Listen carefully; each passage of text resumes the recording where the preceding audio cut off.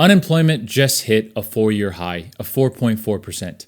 This is the highest it's been since the pandemic-related financial crisis. And unfortunately, 2026 is looking like it's going to be a rough year economically. I want to explain to you why the unemployment rate is likely to rise and why that is actually not our major or biggest concern. So let's dive right into that. As always, my name is Derek. I got my degree in finance. You don't have to. I will not drag this video out longer than it needs to be. I value your time. So first and foremost, 4.4% is nothing high. Let's get that out of the way. This is still a relatively low unemployment rate. It has nothing to do with like recessionary territory.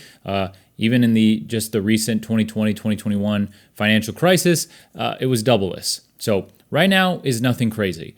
Unfortunately, though, if you look at the jobs market, or if you are in the employment market, maybe you're looking for a job, you know that the unemployment rate is actually not the worst part. The worst part is trying to get a job. Hiring is down dramatically, and there are many reasons for that. One is we are entering a weaker employment market due to the Federal Reserve having had increased their rates for so long. Another major one is artificial intelligence. This is just when companies have to pick between paying somebody or paying a subscription for artificial intelligence, they're going to pick the cheaper route, unfortunately. So while unemployment isn't super high, it's likely to increase as companies look for other ways to cut costs as we move into 2026, which is likely to be a rough year economically. And this brings me to the main point here. And that is that if you've watched this channel before, you know I've said pretty much the entire year, we are the closest we've been in a long time to stagflation. That is just an unfortunate truth. Now, we are not there yet. And hopefully we do not get there in 2026 because stagflation would be absolutely horrible for the average American. Stagflation is exactly what it sounds like. It's a stagnating economy, bad jobs numbers, while prices continue to increase. Usually the silver lining during a recession is that prices decrease or they stagnate, and that's because there's no demand. But when you have cost push inflation, which is inflation basically on the supply side of things, you cannot lower prices even if the demand is falling. Because of some policies, like honestly tariffs, too much liquidity from the Federal Reserve, and remember, they just stopped, or they're about to stop their quantitative tightening program, and they are very likely going to start quantitative easing to some degree this coming year. When you see that much liquidity enter the market, it is going to increase inflation. And then you have Donald Trump saying that he wants to send everybody a $2,000 tariff refund check. I've made videos on that. They're interesting if you'd like to watch that. But all that adds up to inflation.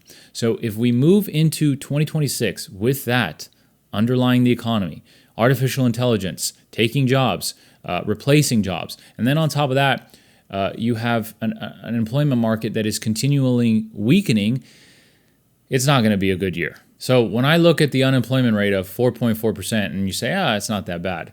But when you actually analyze that it's the worst it's been in 4 years, plus the actual problem with the employment market is hirings.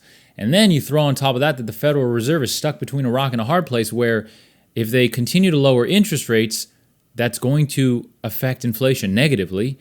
And they almost have to because they have to prop up the employment market. But at the same time, if they instead choose to pause or, worst case scenario, increase interest rates, that will help inflation, which is coming.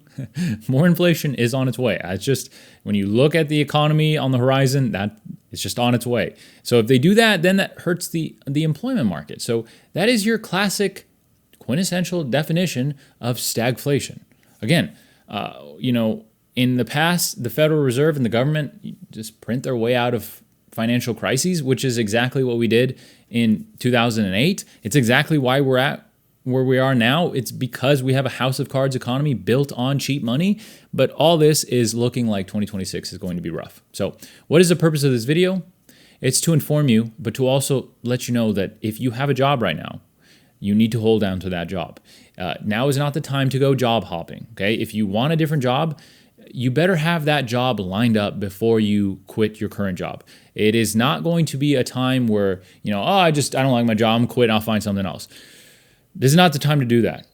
this is not the time to do that. And unfortunately, I think 2026 is going to be worse, maybe even into 2027. It's hard to look that far out through an economic lens, but if anything, we're going to see relief, if anything, in 2027. But I don't want to drag this video out longer than it needs to be. I just wanted to provide you with a quick update. If you like personal finance, world economics, investing, straight to the point, blunt and straight to the point, then you are in the right place. If this video was informative, please consider subscribing. It helps the channel out tremendously. It's difficult to grow here on YouTube, but I love finance and economics, and I want to continue to share that with you guys. So every subscription truly does mean the world to me. I'm very appreciative of it. With that said, I hope to see you around for the next video. Usually they're supposed to be weekly, but it's been crazy economically lately, so I'm sure it'll be much sooner than that. With that said, I hope you have a fantastic rest of your day, and I'll see you in the next one. Take care.